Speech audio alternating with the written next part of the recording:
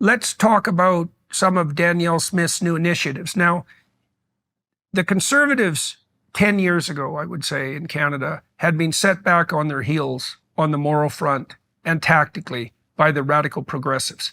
And my experience with the progressives at that time was that they were uncertain about how to proceed, not least because if they manifested any signs of social conservatism rather than economic conservatism, the progressives would isolate them one by one and take them out. And so, but over the last 10 years, I've seen a new breed of conservative emerge in Canada. Both Poilievre and Danielle Smith, the Premier of Alberta, I think are emblematic of that. And she's a tough cookie and she's smart. And she just made some modifications to the Alberta Human Rights Act. Right. Human Rights Act is Alberta Bill of Rights. The Alberta Bill of Rights, right? Yeah. Okay, so can you detail out that a bit and also explain why she did that? And people are going to be wondering too, including Albertans and other Canadians, like, well, how does Alberta have a Bill of Rights? So like, what's the relationship between that and the Canadian Charter of Rights? Right. So the Canadian Charter of Rights and Freedoms is a constitutional document. Pierre Trudeau Sr., Justin Trudeau, the current Prime Minister's father, repatriated the Constitution in 1982, which is just a way of saying that he said that the buck stops again with Parliament and the Supreme Court of Canada rather than going back to London for a final say. And so part of that was also introducing a Charter of Rights and Freedoms. Now, when that charter was introduced, the intention was to preserve Canadians' liberties and freedoms. And it was meant to Hypothetically. Well, I think there's a lot of concern, and we can talk about the role of the Supreme Court, which I think is one of the more fascinating conversations that Canadians aren't having in relation to the elected parliaments and legislatures of Canada.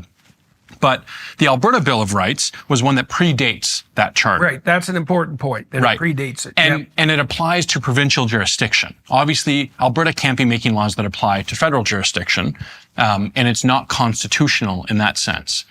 What it is a document that has sort of precedence within our series of different, bills and legislation that we have passed in Alberta that is meant to protect Alberta's rights. And it has not been updated for decades. And so the idea that Premier Smith had, especially coming out of what has been a turbulent time where lots of fraught debate had happened throughout COVID and much of our society with other crises, saying we need to make sure this reflects the interests of Albertans. And so within Alberta jurisdiction, this bill is going to amend it and include different rights, right to property, gun ownership. That's an important one because property rights in Canada are relatively weak. Yeah, that's right. I mean, I'm a natural law theorist, so I would say that what law, positive law only reflects, so the laws that we pass can only reflect the fundamental laws that exist before us, right? And so the Charter of Rights and Freedoms, when Section 7, its most famous section, protects the right to life, liberty, and security of the person. It was great that Parliament and every single province in Canada reflected that and admits that, but it's not as though there wasn't a right to life, liberty, and security of the person before it became a part of the Constitution. I mean, that's a fundamental assumption about the nature of how rights work. Another one is and part of the English common law tradition. That's exactly right. A deep part. That's right. And that common law is based on a natural law that is reason, that exists independent of any positive articulation of it. And so, so this Bill of Rights is meant to be a reflection on the reality of those rights. And you could quote anyone from Locke to Pope Leo XIII in Reo Novarum, and you could talk about how rights and the rights of man predate the state. They pre-exist the state, and that's the nature of how rights work. And so now, Smith and your government have fortified, for example, people's rights to bodily autonomy and integrity. So if I understood correctly, this is probably the most media relevant portion of the transformation that Smith is introducing. She's forbidding vaccine mandates. Yeah, I would say, in effect, forbidding vaccine mandates. That's right, because there is, I would articulate it saying that because we have intrinsic human dignity, right? That means that with that dignity, when we're in possession of our faculties, when we can reasonably make our own decisions, when it comes to healthcare, we ought to, right? You know, the Aussies are starting to apologize for the vaccine mandates at the state level. Yeah, that happened this week. Interesting. Yeah. Well, the problem is, I think, and this is probably a conservative proclivity, but we could have a discussion about that. And if your policy, maybe there's an exception for criminals, let's say that to begin with, there's an exception for people who just will not play fair no matter what. Generally speaking, if your policy requires force, it's badly constituted. Now, and so the vaccine policies required force, and so they weren't invitational, and they should have been invitational. And so that was a big mistake. And there are cascading consequences of that are independent of whether or not the vaccines worked or whether they produced side effects, independent of the vaccine debate per se, is that public trust in public health has plummeted.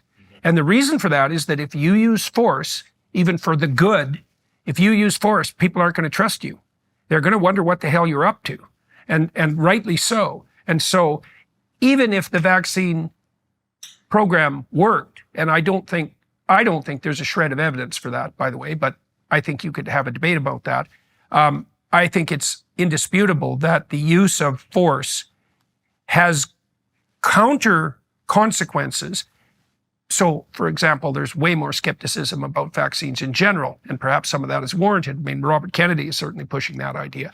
But diluting the trust that people have in the institutions that had protected them for a long time is a very bad idea. So now Smith has also reduced the power of the regulatory boards, the colleges, the professional colleges, for example. And so that's welcome news to someone like me, of course, because I'm still in danger of being re-educated if the Ontario College of Psychologists and Behavior Analysts can ever get their act together, which is highly improbable given their previous behavior. But she's increased the protection for freedom of speech. Like, I mean, the Supreme Court in Canada basically decided in my case that, as far as I could tell, my interpretation of their ruling or their refusal to hear my appeal was something approximating the professional regulatory boards can do anything they want. That's reasonable. I don't know who determines that precisely. And the charter be damned. And so that seems to me to be a very bad idea, given that 1 in 5 Canadians are in a regulated profession. And I know I've talked to many, many people who are in regulated professions, and they are terrified to speak. And this is really bad. Like, it's really bad. So among psychologists, for example, you're basically mandated, if a parent brings in an adolescent who's having gender dysphoria trouble, real or socially constructed, let's say, you are mandated to affirm their choices. And I seriously can't think of anything more scandalous than that that's occurred within the psychological community and the medical community in the last 100 years. It's absolutely barbaric, but no one is brave enough, virtually no one's brave enough to buck the tide. And it's not surprising, because the consequences of telling the truth, this means that your psychologists, the ones that are actually, genuinely educated and competent, and the same goes for physicians, they're mandated to lie to you about your children.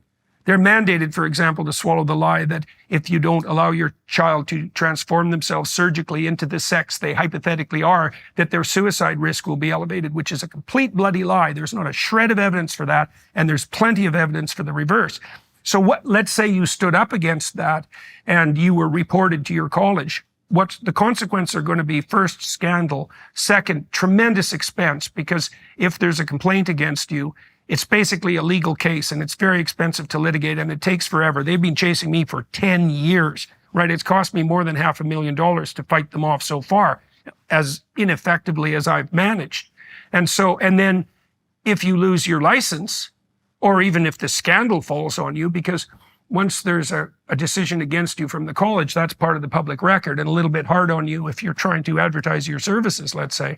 It's not surprising that physicians and psychologists and engineers and social workers and teachers won't say what they think. And then we're in a situation where the professionals you rely on in a crisis can't say what they think when you need them to. That is not good. That's seriously not good. And Canadians are seriously asleep at the wheel.